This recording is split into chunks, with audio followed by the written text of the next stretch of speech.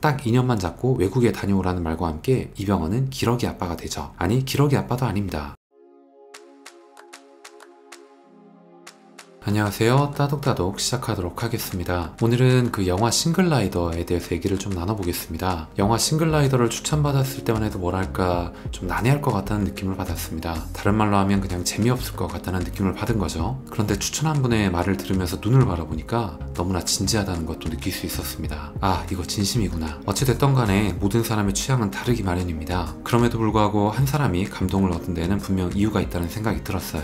영화를 봐야겠다고 마음을 먹고 넷플릭스를 통해서 싱글라이더 제목을 검색했습니다. 우연의 일치일까요? 이 영화는 곧 넷플릭스에서 종영된다는 안내문구가 떠올라 있었습니다. 뭐 계약의 문제일 수도 있는 것이고 혹은 영화 인기가 좋으니까 더 유료화 시켜야겠다는 전략일 수도 있겠네요. 어쨌건 영화 싱글라이더는 실제로 개봉했을 때는 큰 인기를 얻지 못한 것으로 알고 있어요. 저 또한 영화 예고편만을 한두 번 봤을 뿐이지 주변에서 전혀 들은 적 또한 없었죠. 그만큼 많은 사람들이 보지 않았던 영화라는 뜻이라는 생각이 듭니다. 영화 싱글라이더의 기본 정보 출연진은 이와 같습니다. 러닝타임은 97분, 개봉일자는 2017년 2월 22일, 네이버 평점은 8.01을 기록했네요. 관객수는 35만 명이라는 걸 보고 좀 놀랐는데 사실 이 정도 숫자가 봤으면 주변에 좀 얘기가 나왔을 법한데 제가 얘기를 들어본 적도 없기도 해서요. 의외로 많이 본 편이네 이런 생각을 좀 했습니다. 주연은 이병헌, 공여진, 안소희입니다. 주요 내용은 증권회사의 지점장인 강재훈, 그러니까 이병헌 역할이죠. 안정된 직장과 반듯한 가족, 나름 성공한 인생이라 생각했는데 어느 날 부실 채권 사건으로 모든 것을 잃어버린 그는 가족이 있는 호주로 떠난다 라는 것입니다. 영화 개봉 시기는 2017년이지만 시대적인 배경은 아마도 미국 서브프라임 모기지 사태 때쯤인 듯 합니다. 잘나가던 증권사 지점장 이병헌은 포르쉐를 타고요, 번듯하고 고급스러운 아파트에 삽니다. 그의 외모에서는 그가 현재 여유롭고 부유한 삶을 누리고 있다는 걸 쉽게 알아차릴 수 있었죠. 그에게는 아내인 공효진과 어린 아들이 있습니다. 대한민국에서의 경쟁하는 삶이 그에게는 마음의 짐이었을까요? 그도 분명 그만의 고민거리가 가득했을 거란 생각이 듭니다. 가족들에게 영어의 중요성을 설파하면서 외국으로 나가라는 제안을 해요. 영어는 아주 중요해. 꼭 할 수 있어야 해. 대한민국에서의 숨쉬기 힘들 정도의 경쟁과 업적 압박을 볼 때 증권사 직장인이었던 그의 말은 분명 틀린 말은 아니라는 생각이 들었습니다. 대한민국에서 학벌과 스펙은 무시할 수 없는 요소이기 때문이죠. 실제로 능력과 상관없이 간판이라는 거, 그러니까 학벌은 사람의 인생에 큰 영향을 주는 것이라는 연구 사례도 있습니다. 딱 2년만 잡고 외국에 다녀오라는 말과 함께 이병헌은 기러기 아빠가 되죠. 아니, 기러기 아빠도 아닙니다. 영화를 보시면 아시겠지만 2년이라는 시간 동안 그는 앞만 보고 그냥 달리기 바쁩니다. 자신의 가족을 돌보질 못해요. 그가 영화에서 이런 대사를 날립니다. 2년의 시간 동안 단 한 번도 가족이 궁금했던 적이 없었어. 뭔가 씁쓸하죠. 부실 채권으로 인해서 한순간에 나락으로 떨어진 증권사 직원을 볼 수 있었습니다. 그가 무릎 꿇고 고객들에게 사과하는 모습은 비단 남의 일이 아니라는 생각이 들었어요. 어쩌면 저도 같은 금융회사를 다닌 사람으로서 많이 와닿았던 장면들이었습니다. 실제로 저는 2008년부터 2009년까지 서브프라임 모기지 사태를 정면으로 맞닥뜨린 세대입니다. 저에게는 적지 않은 충격을 줬던 사건이었어요. 메일을 멀다 하고 고객들의 불만과 원성을 듣는 것이 저의 일 중 하나였던 그런 기억도 나네요. 투자라는 것은 공부가 중요하고요, 또 중요하다라는 교훈을 얻게 한 장면이었다는 생각이 듭니다. 이병헌 입장에서는 회사의 명령을 받아서 충실히 개처럼 일했을 뿐이죠. 그는 회사에 잔뜩 이용만 당하고 버림을 받습니다. 저는 적어도 그렇게 봤어요. 각 지점의 지점장과 본부장, 대표들은 회의를 앞시고 한자리에 모여 언성을 높이고 책임을 운운합니다. 답도 없는 자리죠. 서로 책임을 전가시키고 자기들만 살겠다는 발버둥, 저는 그 이상으로 보지 않았습니다. 그들을 뒤로하고 이병헌은 책임감 있게 지점에서 자신이 모든 책임을 떠안죠. 부실 채권, 그리고 회사의 파산, 몰락이 빚어낸 한 사람의 인생을 그린 영화라는 생각도 들었습니다. 그 부실 채권이라는 것도 사실은 회사가 시켰기 때문에 판 것이죠. 회사가 전략 상품으로 내놨을 거예요, 아마. 그리고 이병헌은 한 회사의 직원으로서 충성을 다한 것 뿐이죠. 자기의 임무에 최선을 다한 겁니다. 그렇게 회사가 망하고 고객들에게 뺨을 맞고 난 다음에 집으로 돌아가는 길에 아내인 공효진에게 전화를 겁니다. 문득 가족이 그리워졌을까요? 하지만 아내의 대답은 기대한 것 이하였어요. 일정과는 다르게 조금만 더 호주에 있다가 서울로 귀국하였다는 거죠. 이때 이병헌은 심적으로 육체적으로 많이 지쳐 있었을 거라는 생각이 듭니다. 조용히 컴퓨터를 통해서 호주에 보낸 가족의 집을 찾아봐요. 요새는 구글 보면 그 지도 검색 통해 가지고 위성사진 다 볼 수 있잖아요. 그리고 위스키와 함께 정신과 약을 복용하는 장면이 나와요. 그의 정신적 압박은 아마도 상상 이상이었을 거라는 느낌이 드네요. 호주행 티켓을 충동적으로 구매하고 집으로 가야겠다는 계획을 세우는 도중에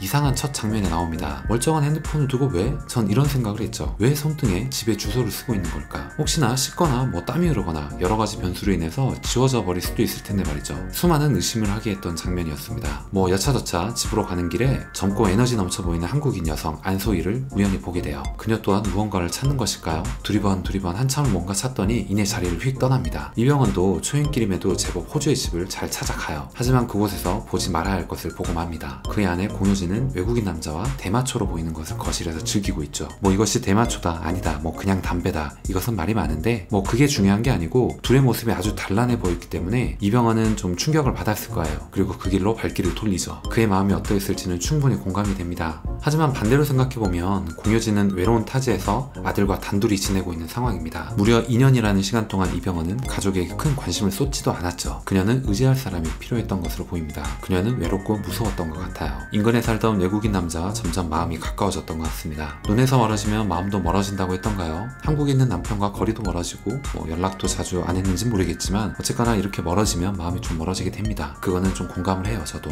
이유는 어찌되었건 간에 절대로 기러기 가족의 모습만은 만들지 말아야겠다는 결심했던 장면입니다. 가족은 함께 있을 때 비로소 진정한 의미가 있다는 생각 때문이었어요. 영화상에서 외로워 보이고 혼란스러워 보였던 것은 이병헌, 공효진뿐만이 아니었습니다. 바로 안소희 또한 뭔가 다급하고 초조해 보였던 인물 중 하나였어요. 그녀는 젊음과 패기 하나로 호주에 워킹 홀리데이를 온 워홀러였습니다. 오랜 기간 동안 부지런히 모은 돈을 가지고 뭔가를 하고 싶었던 듯해요. 좋은 환율로 환전하기 위해서 한국인 브로커들을 만나려고 합니다. 뭔가 석연치가 않아요. 불량해 보이는 젊은 한국인 남녀가 구식 자동차를 타고 나타난 안소희와 협상을 합니다. 한국 사람이 외국에서 가장 위험하게 생각해야 할 것은 바로 한국인이라는 말이 떠올랐죠. 그녀는 몸과 마음이 지친 상태에서 이병헌을 찾아 하소연을 털어놔요. 이병헌은 그녀의 말을 한참 동안 듣습니다. 그리고 지그시 바라보다가 의미심장한 한마디를 합니다. 진아씨, 그냥 돈만 뺏긴 게 아니죠? 영화의 뒤로 가면 갈수록 영화 이상했던 장면들과 대사들이 하나씩 퍼즐처럼 맞춰진다는 것을 알 수 있었어요. 호주의 집에 거리낌 없이 문을 열고 빈집에 들어가서 이것저것 살피던 이병헌의 모습이 다소 의아했기도 했거든요. 그럼에도 불구하고 딱히 다른 사람의 저지도 없습니다. 문도 열려있고 경보기 같은 것도 없는 것처럼 보여요. 며칠간 그는 먹지도 않고 잠도 자지 않는 것처럼 보였어요. 옷도 갈아입지 않고 계속 다니지만은 아직까지 정장 셔츠와 자켓이 정갈한 모습도 의아했죠. 이 부분은 제가 주 5일 정장에 넥타이까지 하고 출근하기 때문에 잘 압니다. 정장이란 것은 절대 며칠을 연속적으로 갈아입지 않으면서 버틸 수 있는 옷이 아니에요. 공효진은 영화상에서 이병헌에게 계속 몇 차례 전화를 합니다.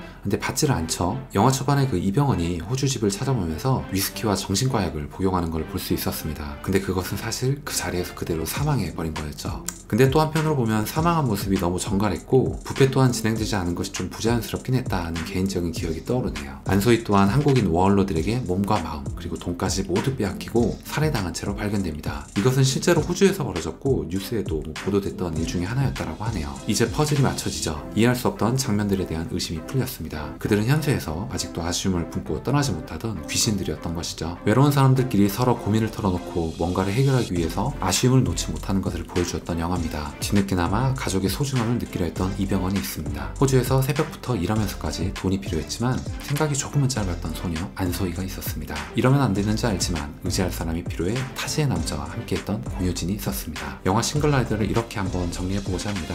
이 영화는 많은 것을 생각할 수 있게끔 해주었다는데 의의가 있었다. 직장인이시라면 이병헌의 모습에서 일과 삶의 균형을 찾는 것의 중요성을 느낄 수 있었으면 좋겠다. 자녀를 육아하지만 남편의 빈자리가 느껴졌던 엄마들이시라면 공효진의 모습에서 생각할 시간을 가질 수 있었으면 좋겠다. 먼 타지에서 밤낮 없이 물불 안 가린 젊은 세대들이라면 안소희를 보면서 인생의 우선순위와 신중함의 중요성을 느낄 수 있었으면 좋겠다. 오늘 이야기는 여기까지 하겠습니다. 오늘 여러분들께 드렸던 얘기가 조금이라도 도움이 되셨거나 재밌게 들으실 수 있으셨다면 좋아요 그리고 구독 꼭 부탁드리겠습니다. 다음 시간에 더 좋은 내용, 더 좋은 컨텐츠를 가지고 인사드리도록 하겠습니다. 감사합니다.